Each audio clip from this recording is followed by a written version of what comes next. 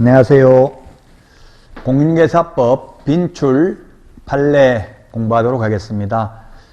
공인중개사법이 판례가 다툼이 있으면 판례의함 이런 게 10문제 정도 출제될 수 있습니다.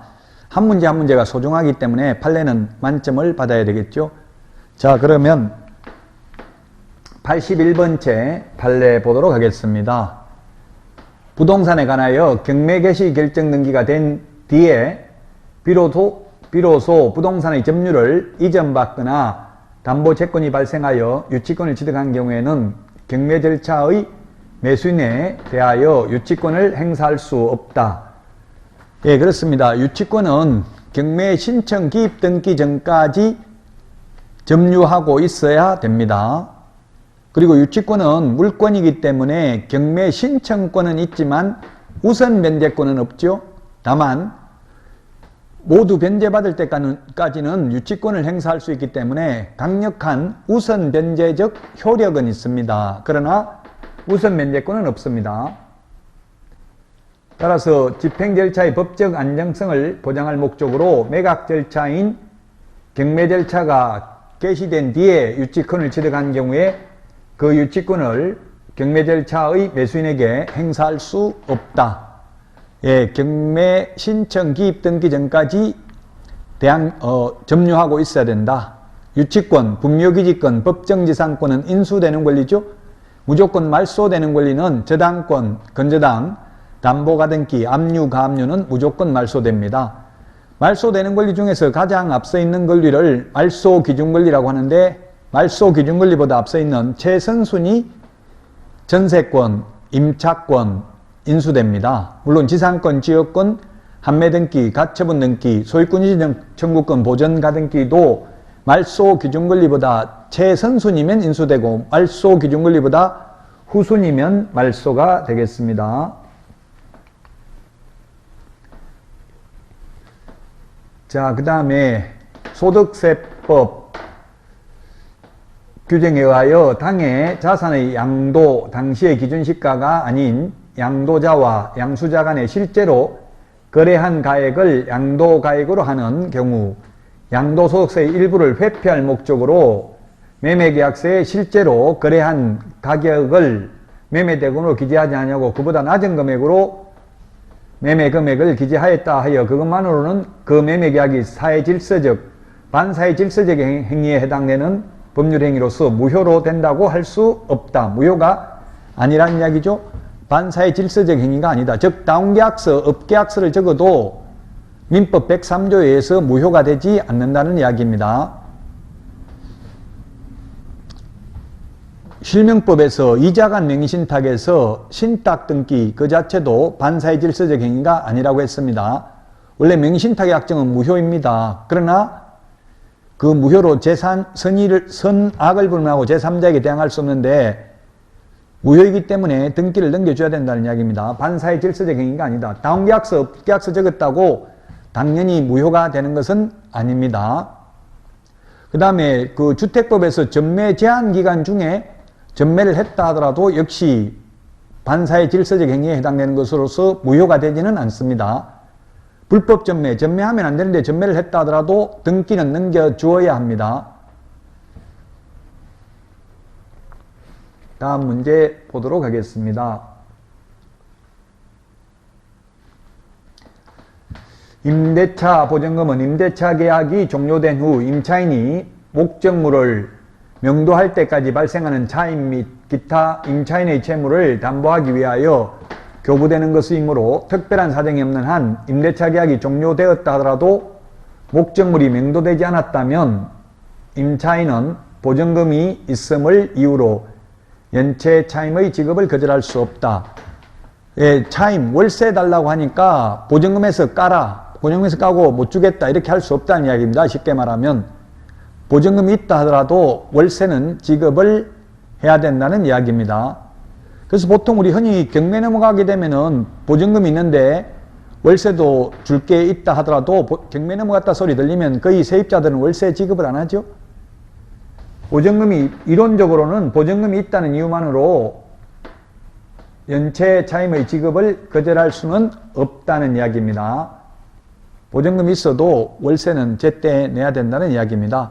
보증금이 있다 하더라도 월세 안 내면 주택의 경우 2개의 차임액에 이르도록, 상가의 경우에는 3개의 차임액에 이르도록 차임을 연체한 경우에는 임대차 계약 해지할 수 있죠.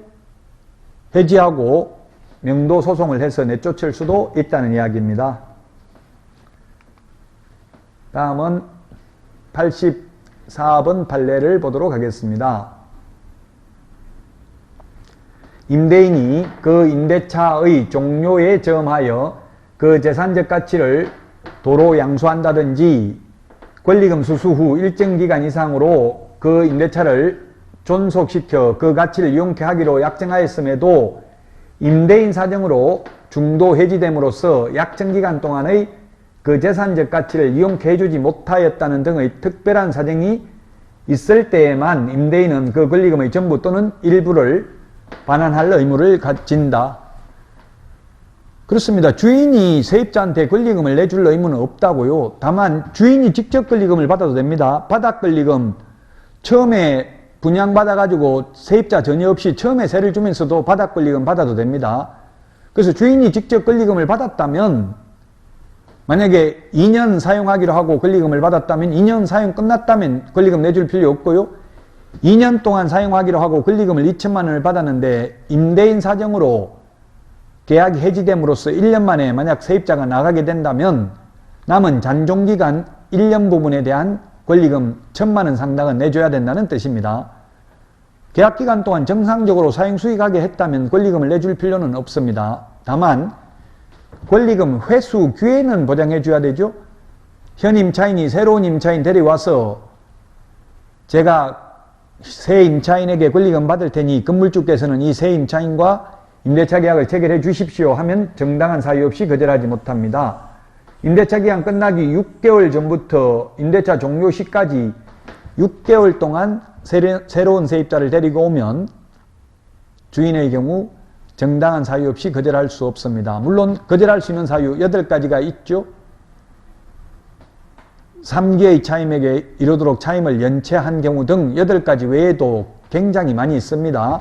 이거 말고도 1년 6개월 이상 영업용 건물로 사용하지 아니한 경우, 새로운 임차인이 자력이 없는 경우, 이런 경우 등은, 또 공유재산, 국유재산은 권리금 회수기에 보장되지 않습니다.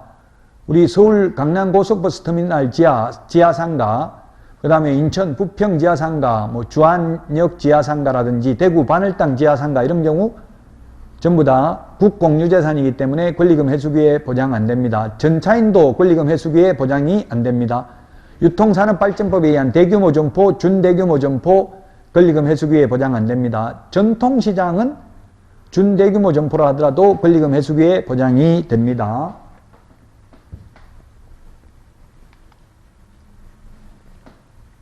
(85번인데요) 일반적으로 명의수탁자는 신탁재산을 유효하게 제3자에게 처분할 수 있고, 제3자가 명신탁 사실을 알았다 하더라도, 알았다는 건 악이죠. 알았다 하여도 그의 소유권 취득에 영향이 없는 것이기는 하지만 특별한 사정이 있는 경우, 즉 명의수탁자로부터 신탁재산을 매수한 제3자가 명의수탁자의 명신탁자에 대한 배신행위에 적극 가담한 경우에는 명의수탁자와 제3자 사이의 계약은 반사의 질서적 법률행위로서 무효라고 할 것이고, 수탁자가 받은 부동산에 관한 명의수탁자와 제3자 사이의 매매계약은 무효로 보아야 할 것이다. 명의수탁받은 부동산에 관한 명의수탁자와 제3자 사이의 매매계약은 무효로 보아야 할 것이다. 예, 이거는 2자간 명신탁, 3자간 명신탁, 계약 명신탁 모두 다 마찬가지입니다. 자, 예를 들면은 계약 명신탁을 한번 볼까요? 계약 명신탁. 매도인이 있고요. 매도인이 팔았습니다. 매도인이 팔았는데 수탁자한테 팔았습니다.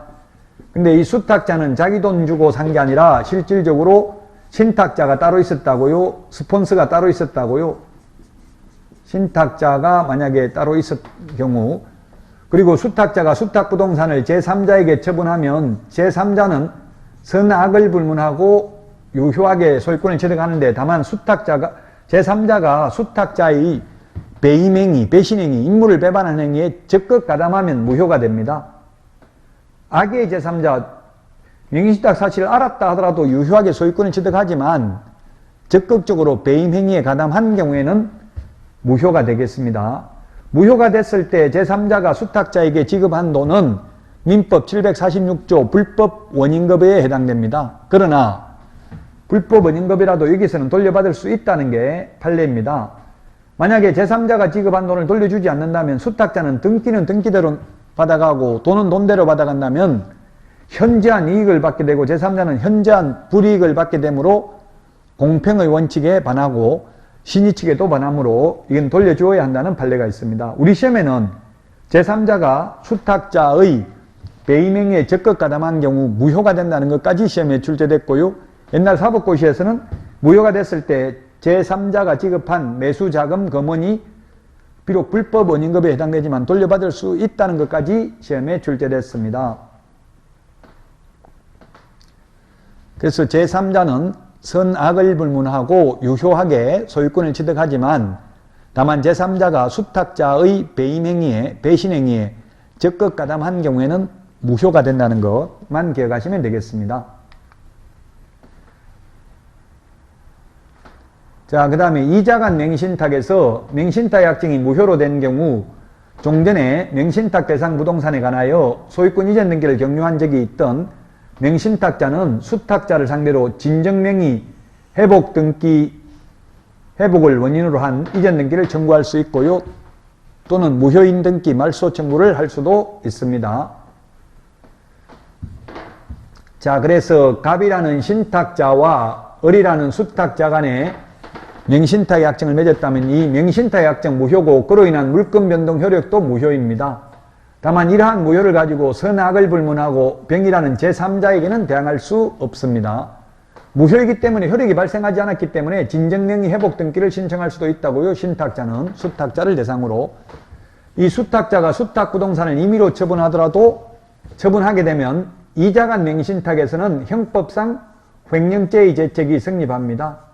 이자간 맹신탁에서만 횡령죄가 성립하고요.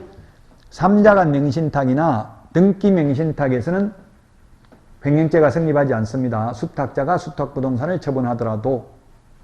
이자간 맹신탁은 민법 시험에 잘 나오지 않고 3자간 맹신탁이나 계약 맹신탁이 출제가 잘 되죠. 어쨌든 이거 명의 넘겨줘야 된다. 이러한 맹신탁이 반사의 질서적 행위에 해당되는 것은 아니라는 게 최근 대법원 전원합의체의 판례입니다.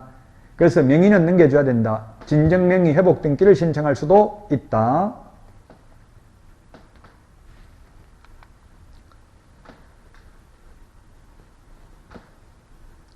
자, 그 다음에 이거는 뭐냐면 돈 대주는 사람은 따로 있고 낙찰받는 사람이 따로 있었다면 누가 소유자냐 이 말입니다. 판례는 매수인, 즉 소유권은 매수 대금을 실질적으로 부담한 사람이 누구인가 상관없이 그 명의인이 낙찰자, 매수인이 소유자가 된다는 이야기입니다.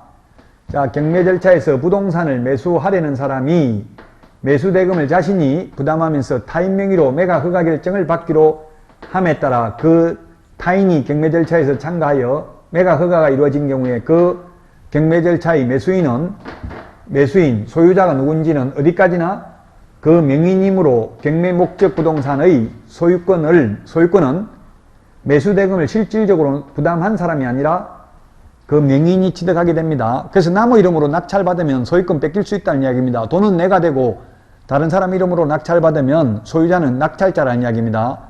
우리 흔히 낙찰자 경락인이라고 하는데 법조문에서는 그게 매수인입니다. 매수인. 지금 민사집행법에서는 매수인이라고 부릅니다.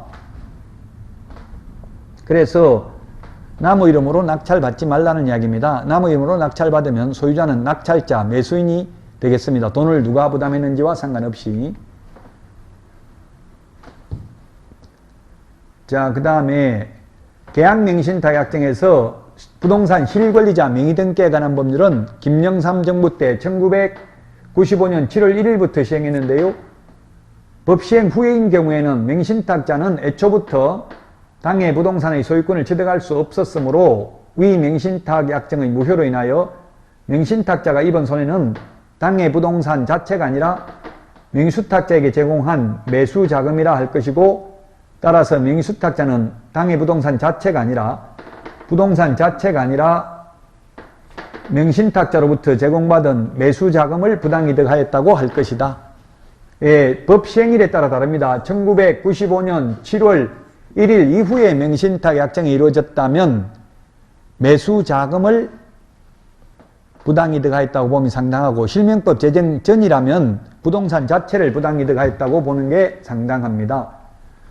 자, 그래서 매도인이 갑이 있고요. 그 다음에 수탁자가 있고요. 그 다음에 신탁자 가령 병이 있다면 병이 있고 제3자 정이 있습니다. 제3자 정이. 그럼 두 사람 간에 명신탁 약정을 맺었고요. 이 갑 매도인이 선의인 경우에는 을이 유효하게 소유권을 취득하죠. 그래서 이 을이 수탁자가 수탁부동산을 임의로 처분하더라도 형법상 횡령죄의 죄책이 성립하지 않습니다. 그럼 제3자에게 팔아먹었을 경우, 예를 들면은 그 유명한 사건이 있었죠. 도곡동 땅은 MB 처남이 갑으로부터 20억 주고 샀습니다. 20억 주고 사가지고요. 제3자 정 포스코 건설에 263억에 팔아먹었습니다. 그래서 양도소득세를 내고도 200억이 남았습니다. 그럼 누군가가 돈을 대준 병이라는 사람이 있는데, 이 병이 내가 20억을 대줬으니까 20억만 돌려받을 수 있다. 아니면 판 돈이 200억이니까 200억 다 돌려달라 할 수 있다. 이게 문제인데요. 그건 부동산 실권리자 명의등기에 관한 법률 시행 전후로 나눠서 판단을 해야 된다고요. 1995년 7월 1일 이후에 명신탁 약정이 이루어졌다면 매수자금 검원 대준 돈만 돌려받을 수 있다고, 20억을. 근데 그 전에 명신탁 약정이 이루어졌다면 부동산 자체이기 때문에 200억 팔아가지고 200억 남았으면 200억을 다 부당이득으로 돌려달라 할 수 있다는 이야기입니다.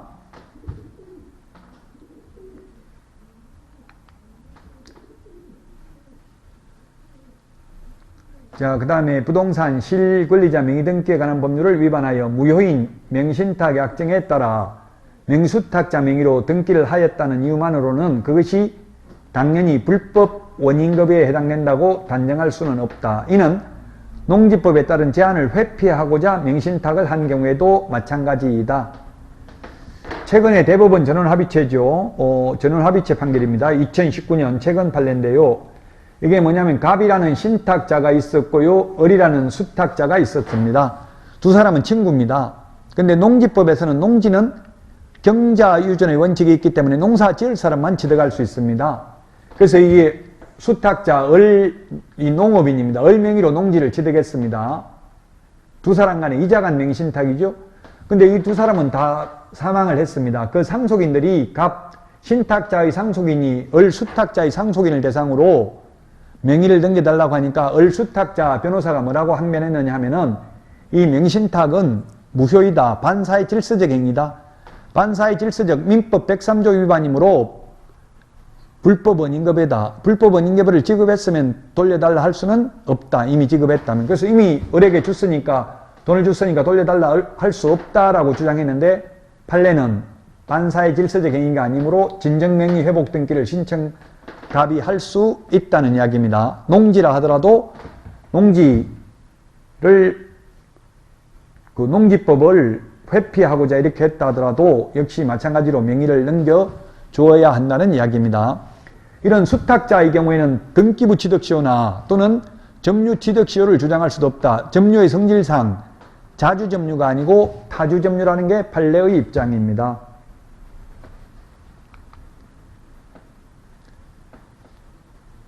자, 그 다음에 원래 주택임대차보호법은 법인은 적용이 안 되죠. 자연인에게만 적용이 됩니다. 물론 지금은 법인이라도 하더라도 예외적으로 한국토지주택공사, 서울도시개발공사, SH공사, LH공사라든지 또는 중소기업의 경우 법인이라도 적용이 됩니다. 대기업은 적용이 안 됩니다. 저도 옛날에 회사 다닐 때 회사에서 제가 아파트를 얻어준 적이 있었는데요. 제가 사는 곳이 아닌 곳에 발령을 받아가지고 아파트를 전세로 회사에서 얻어준 적이 있는데, 그 보니까 저는 그때는 아무 생각이 없었는데 지금 와서 생각해 보니까 그 주택임대차 신용보증보험을 가입하라고 하더라고요. 왜냐하면 법인 제 이름으로 전입신고는 했어요. 제 직원 명의로 했다 하더라도 그 돈을 실질적으로 법인이 지급했기 때문에 주택임대차보호법 적용이 안 됩니다. 대항력이 인정이 안 됩니다. 우선면제, 최우선면제 인정이 안 됩니다. 그래서 주택임대차 신용보증보험, 즉 전세보험을 들었다고요. 그러면 주인이 돈 안 내주면 이제 보험회사가 대신 돈을 내주는 제도가 있죠. 따라서 비록 법인, 회사죠. 회사 직원이 주민등록을 마쳤다 하여 이를 법인의 주민등록으로는 볼 수 없으므로 법인이 임차주택을 인도받고 임대차 계약서상의 확정일자를 구비하였다 하더라도 우선 면제권을 주장할 수 없다. 예를 들면 뭐 은행이 대기업이라고 보고요. 은행 지점장 자연인 명의로 임대차 계약을 체결했다 하더라도 은행에서 자금을 지급했다면, 돈을 대줬다면 이거는 우선 면제, 최우선 면제 못 받는다는 이야기입니다. 물론 중소기업인 경우는 LH, SH는 예외적으로 적용이 됩니다. 자, 이번 시간 여기까지 하고 다음 시간에 찾아뵙겠습니다. 수고하셨습니다.